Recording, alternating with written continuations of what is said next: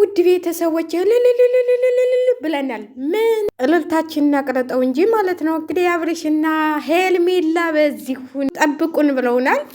ምንም ማድረግ አይቻልም። እንግዲህ ምንም ማድረግ አይቻልም። እንደፈለገችው እንዳቀደችው እንዳሰበችው ሆነላት። ይኸውላችሁ ኧረ የሌለ ጋብቻ ሆነላት ማለት ነው። እኛ ደስ ብሎናል። እንኳን ደስ ያላችሁ ብለናል ማለት ነው። በጣም ደስ በሚል ሁኔታ በእንደዚህ አይነት ዛሬ ማታ ጠብቁ ይብሏችኋል። በአብርሽ ቻናል ነው የሚለቀቀው። በነገራችን ላይ ማለት ነው በራሱ ቻናል የፎሰተው ነው የሚባለው የቦሰተው እና ያው እንግዲህ ምን እናደርግ ብላችሁ ነው። አይ እኔ ግን በጣም አዘንኩኝ። ለምን እንዳዘንኩ ታውቃላችሁ? እኔ ባንዴ እንደዚህ ወስኖ ጨክኖ ሰርግ ቀለበት ያደርጋሉ ብዬ አላሰብ ምን ታረጉታላችሁ ብላችሁ ነው እንግዲህ ቤተሰቦችም ተተቀበሉት ነው። የሆንም ያው ሁሉም ነገር ሆኗል ማለት ነው። በጣም በሚገርም ሁኔታ እንግዲህ ዝንጥ ባለ ሁኔታ እንትል ብሏል ማለት ነው። እንደዚህ በአማረ ሁኔታ ቀለበታቸውን ዛሬ ማታ ነው ቪዲዮ ስትግደለደል አልነበር? እንዲህ ምን ያስቸኮረች ምናምን እያል ለዚህ ነው እንዲህ ጉድ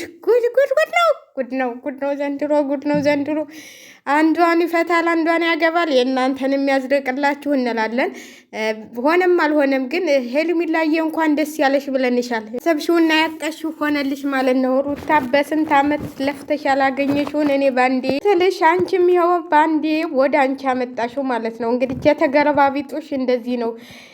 ሩታ በፊት ከሁሉም አሳጥታው ከሄርሜላ ልታለያይ ነበረ ያን ሁሉ ነገር ያደረገችው። ግን እሷ ያው ቆልጣ ስለማትቆልጥ አየችም ማለት ነው።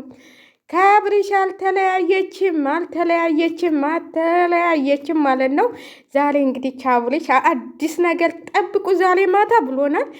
በአዲስ ነገር በአዲስ ተስፋ እንጠብቃለን። በጉት ማን እንደሚሳተፉ እንግዲህ የት እንደሆነ የቀለበቱ ፕሮግራም እሱንም በጉጉት እንጠብቃለን ማለት ነው። ሰርጋችሁ ደግሞ የት እንደሆነ እሱንም እንጠብቃለን ማለት ነው። በቃ በጉጉት እኛ መሞታችን ነው እኮ በጉጉት ጠብቁ እየተባልን በጉጉት ስንታችን ዞረ ማለት ነው። እኔ እንደውም ዛሬ ሲጨፍር ነበረ ሩታ እንትል ትላለች ታፋልስበታለች ብዬ በይሩት እያንችን በልታ በይና ልጁን አንቺም ቶሎ አጣድፊው ማለት ነው። ሩታም እንግዲህ በዛ በጎን እየመጡ ነው። ከውጭም ከሀገር ውስጥም እየተሰበሰቡ ነው ማለት ነው። የሩታም ፈረንጅ ሀገር ፈረንጅ ሳይሆን አይቀርም እናንተዬ። እንግዲህ ሄርሚ አፈሰችው ማለት ነው። እንደፎከረችው የኔ ያደርገዋለሁ እንዳለችው የእሷ አድርጋው ቁጭ አለች ማለት ነው። ሩትዬን ቀማቻት ማለት ነው። ሚያህል በግ ወደዛ ሲሉት ወደዚህ ሲሉት ወደዛ የሚል ባል አመቴን ነው የምላችሁ። እንደ አብርሽ ያለ ልበ ቀናና ልበ መልካም አይገኝም። እንደዚህ እኮ በሞኝነቱ ነው እንጂ ትዳሩን ራሱ የፈታው እንደ ሌላው እንደነ ሩታ መዥገር ቢሆን ኑሮ ከንትል አይልም ነበረ። ግን የሆነ በቃ ብልጠት የለውም። ትዳሩን በቀላሉ የፈታው በጓደኞቹ ስለሚነዳ በዛም ስለሚነዳ ነው እንጂ ሄርሜላ ግን አፍሰዋለች ማለት ነው።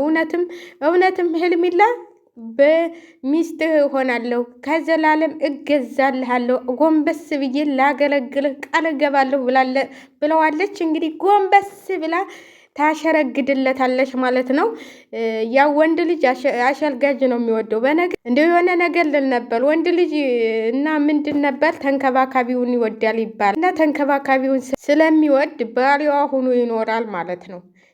እሷም ስለምትንከባከበው እሱም ስለሚንከባከባት ከአሁን በኋላ ከሄርሜላ ጋር ጥሩ ህይወት እንደሚኖሩ ተስፋ አረጋለሁ። ቤተሰቦቹ ራሱ እንደሚቀበሏት ተስፋ አረጋለሁ። ለምን በቃ አለቀ። የሰው ልጅ እኮ በቃ እንደውም ታያላችሁ ጋሽዬ በደንብ እንደሚወዷት እርግጠኛ ሆኑ። በቃ ያው የሩታም አሁን ሰሞኑኛው ነገሯም እንትን ስላላቸው አነጋገሯም ብዬ ምናምን ያለችውም ስላስከፋቸው ጋሽዬን አሁን ሄርሜልዬ ይላሉ። ደግሞ ሩትዬ ነበር የሚሉት አሁን ደግሞ ሄርሜልዬ ይላሉ። በቃ ጋሽ አምሯል ሸገን እያሉ ይቀበላሉ ብዬ አስባለሁ።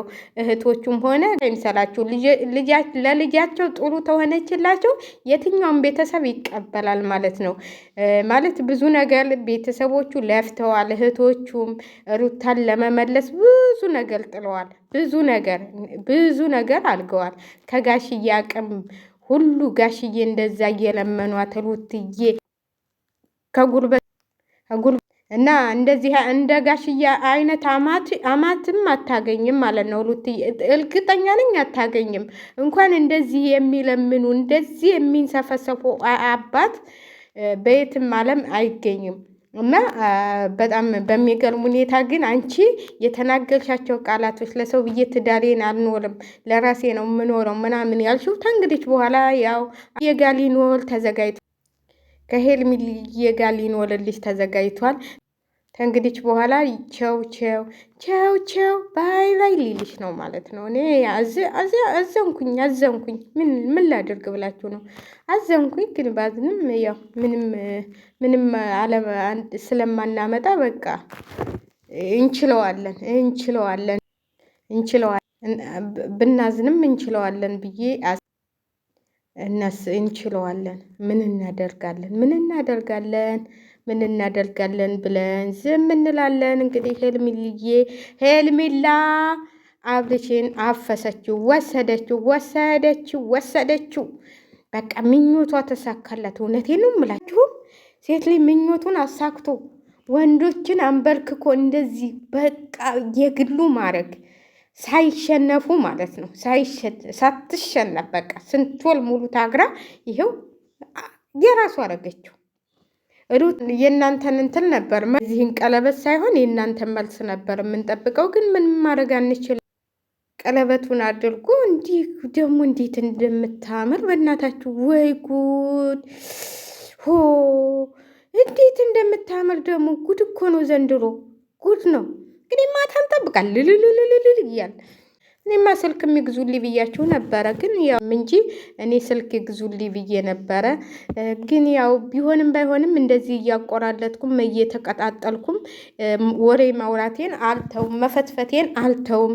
ስለዚህ ዛሬ ስልኩን እንድታስገዙልኝ የሰርጋቸው ጊዜ ለእኔም ስልክ አስገዙልኝ ብያችኋለሁ።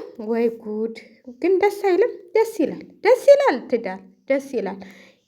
እና ያዝርቅላችሁ ብለናል እኛም። ያው ሩታዬም እንግዲህ ምን እናድርግሽ ሩታዬ፣ አሁን ያንቺንም ሩታዬ ግን ለልጄ ነው ኖረው እንጂ ለሌላ ሰው አልኖርም ብላለች። ለሌላ ሰው አልኖርም፣ ስለዚህ ለልጄ ብቻ ነው የምኖረው፣ ህይወት ይቀጥላል ብላለች። ህይወት ይቀጥላል። አብልሽ ግን ቸኩሎ ቀለበቱን ሊያደርግ ነው ማለት ነው።